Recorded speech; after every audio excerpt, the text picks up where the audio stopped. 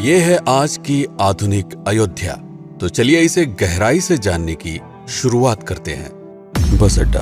राम मंदिर से 7 किलोमीटर की दूरी पर 14 बीघा जमीन पर 219 करोड़ की लागत से लखनऊ हाईवे पर नया बस अड्डा बनकर तैयार है। Railway station. मंदिर से 1 किलोमीटर की दूरी पर 240 करोड़ रुपए में नया रेलवे स्टेशन डिजाइन किया गया है। भविष्य में अयोध्या से दिल्ली, मुंबई, चेन्नई, बेंगलोर, पुणे, कोलकाता, नागपुर, लखनऊ और जम्मू जैसे शहरों के लिए विशेष रेलगाड़ियां चलाई जाएंगी।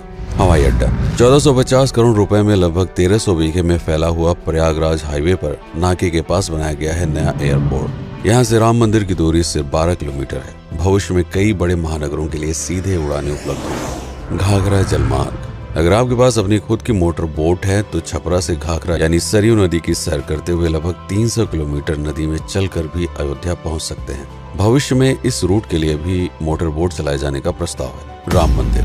अयोध्या के राम मंदिर की कुल कीमत है 1800 करोड़। पूरी तरह बन जाने के बाद अयोध्या का मुख्य आकर्षण होगा। राजस्थान के मशहूर मकराना के पत्थरों से आकार लेते इस मंदिर की अनुमानित उम्र होगी लगभग 1000 साल। 22 जनवरी को पहली मंजिल का उद्घाटन होगा, जिसमें राम की बाल्यावस्था की मूर्ति रखी जाएगी। बाकी की 2 मंजिलों का कार्य चलता रहेगा। खजुराहो के मंदिरों की नागर शैली के आधार पर इसे तराशा जा रहा है। मंदिर का कुल क्षेत्रफल 156 एकड़ या 251 बीघा है। हनुमानगढ़ी। राम मंदिर से लगभग 800 मीटर की दूरी पर स्थित है हनुमानगढ़ी। मंदिर के आवासीय परिसर को मिलाकर यह लगभग 52 बीघे में फैला हुआ है। मंदिर की 76 सीढ़ियां चढ़कर हनुमान जी के दर्शन के बाद ही राम मंदिर में जाने का विधान है। यह मंदिर अयोध्या शहर के ठीक बीच में एक ऊंचे टीले पर बना है। शहर की तरफ आने वाले आक्रमणकारियों के आने की सूचना यहीं से प्राप्त करके अयोध्या के राजा तक भेजी जाती थी। इतिहासकारों के अनुसार जितनी बार भी अयोध्या पर आक्रमण हुआ उतनी बार इस मंदिर को भी विध्वंस झेलना पड़ा। हालांकि सन्यासियों ने हर बार इस मंदिर को फिर से खड़ा किया। आज यह मंदिर रामानंद संप्रदाय और निर्वाणी अखाड़े के अधीन है। राम की पेड़ी। अयोध्या को सरयू नदी की भयंकर बाढ़ से बचाने के लिए इस बांध का निर्माण किया गया था, जिस पर श्रद्धालुओं के स्नान के लिए कई घाट बना दिए गए थे। इतिहासकारों के अनुसार जितनी बार भी बांध टूटता था, सरयू का पानी अयोध्या की गलियों में घुस आया करता था। इसी बाढ़ से बचने के लिए पूरे अयोध्या में जगह जगह पर ऊंचे टीले बनाए गए थे, जैसे राम टीला, हनुमान टीला, लक्ष्मण टीला। आज ये बांध अयोध्या का मुख्य पर्यटन स्थल बन चुका है। हर दीपावली पर यहाँ लाखों दिए जलाकर रामायण की उस घटना को उत्सव के रूप में मनाया जाता है जब श्री राम अयोध्या वापस लौटे थे। अयोध्या के कई बार उजड़ने के पीछे एक कारण इस नदी को भी माना जाता है। हालांकि इसी नदी की वजह से यहाँ पर गन्ने की खेती बड़े स्तर पर की जाती है। लता मंगेशकर चौराहा। नया घाट और बस स्टैंड के पास ही अयोध्या का मुख्य चौराहा 6.7 करोड़ रुपए में बनकर तैयार हुआ है। पद्मश्री से सम्मानित राम सुथार जी ने 2 माह के कठिन परिश्रम के बाद इस 40 फीट लंबी वीणा को आकार दिया। 14 टन की इस वीणा को लता जी के स्मृति चिन्ह के रूप में यहाँ पर लगाया गया है। इसीलिए इसका नाम नया घाट चौराहे से बदलकर लता मंगेशकर चौराहा कर दिया गया है। धर्मपथ। नया घाट से कुछ पहले सड़क के दोनों तरफ 30 फीट ऊंचे 40 सूर्य स्तंभ लगाए गए हैं, जिसे धर्मपथ का नाम दिया गया है, जो श्री राम के राजकुल सूर्यवंश का प्रतीक है।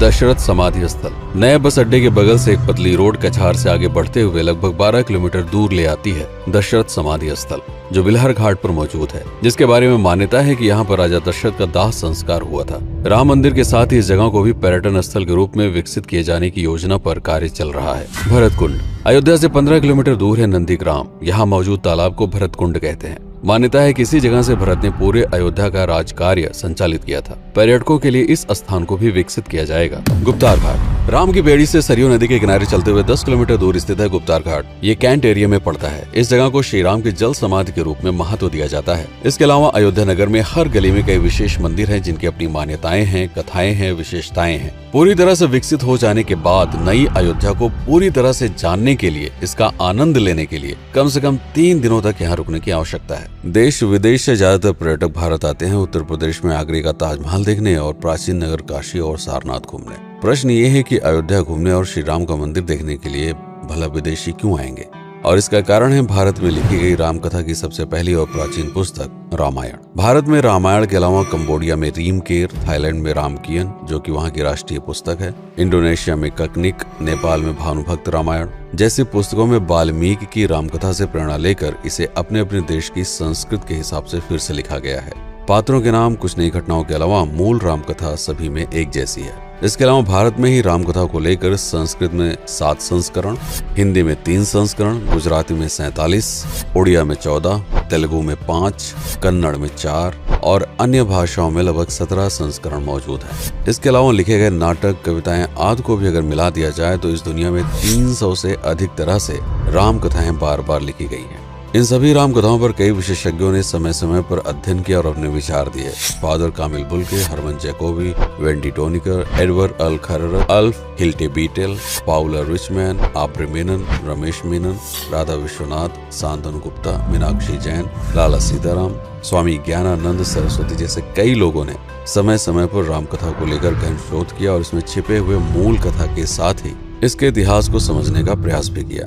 राम कथा थी कौशल प्रदेश के द्वारा किष्किंधा और लंका पर विजय प्राप्त करने की पहली बार एक अखंड भारत के निर्माण की। रामायण महत्वपूर्ण इसलिए हो जाता है क्योंकि ये अखंड भारत युद्ध से अधिक व्यक्ति के आदर्शों, सूझबूझ, मित्रता जैसे गुणों से स्थापित हुआ। रामायण एक ऐसा डॉक्यूमेंट है जो ये समझाता है कि भारत पहली बार एक कैसे हुआ। इसलिए ये गाथा न तो कभी भुलाई जा सकती है और न ही कभी मिटाई जा सकती है। और आज की अयोध्या उसे अखंड भारत का एक प्रतीक है, अपनी संपन्नता के कारण जिसने समय समय पर बाहरी आक्रमणकारियों का भी सामना किया। अयोध्या की इसी संपन्नता ने यहाँ पर मुगलों को भी आकर्षित किया। महात्मा बुद्ध भी यहाँ पर रुके, सिखों के गुरु साहब भी आए और जैन धर्म के तीर्थंकर भी। सिर्फ आए ही नहीं बल्कि उनके अनुयायी यहीं पर बसते चले गए। अयोध्या कितनी बार बसी, कितनी बार उजड़ी, इसके बारे में बहुत अधिक प्रमाण उपलब्ध नहीं है। सूर्यवंश के पतन के साथ ही अयोध्या का भी पतन होता रहा। बीच में कई सौ सालों तक अयोध्या मानो विलुप्त सी हो गई। इसका कारण क्या था, इसका कोई प्रमाण नहीं है। अयोध्या को फिर से खोजकर उसे स्थापित करने में बार बार राजा विक्रमादित्य का नाम आता है, लेकिन विक्रमादित्य एक उपाधि है जिसे कई राजाओं को दिया गया था। तो ये कहना मुश्किल है कि किस कालखंड के कौन से राजा ने यह कार्य किया। कुछ विशेषज्ञों का मत है कि यह काम उज्जैन के राजा विक्रमादित्य ने किया होगा। नंदवंश, मौर्य वंश, शुंग वंश, गुप्त वंश आदि के साम्राज्य में भी अयोध्या का वर्णन प्राप्त होता है। सबसे बड़ा विध्वंस हुआ 1527 के आसपास बाबर के कार्यकाल में, जब राम मंदिर को ध्वस्त कर बाबरी मस्जिद स्थापित की गई। सन 1722 में बंगाल के नवाब अलीवर्दी खान ने व्यापार के नजरिए से राम मंदिर से कुछ किलोमीटर की दूरी पर एक नया शहर बसाने की शुरुआत की।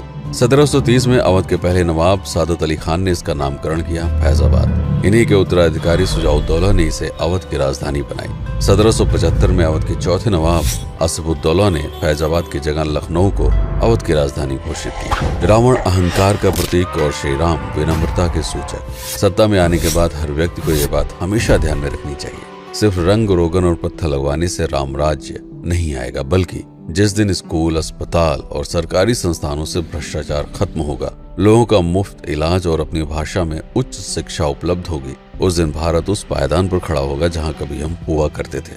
रामायण अहंकार पर विनम्रता की विजय है। अयोध्या को अगर पर्यटन स्थल का केंद्र बनाना है तो इस आधार पर बसाना होगा, राम राज्य लाना होगा, राजनीति नहीं। यदि इस वीडियो में कोई त्रुटि हुई हो तो उसके लिए क्षमा करें। वीडियो पर समय बिताने के लिए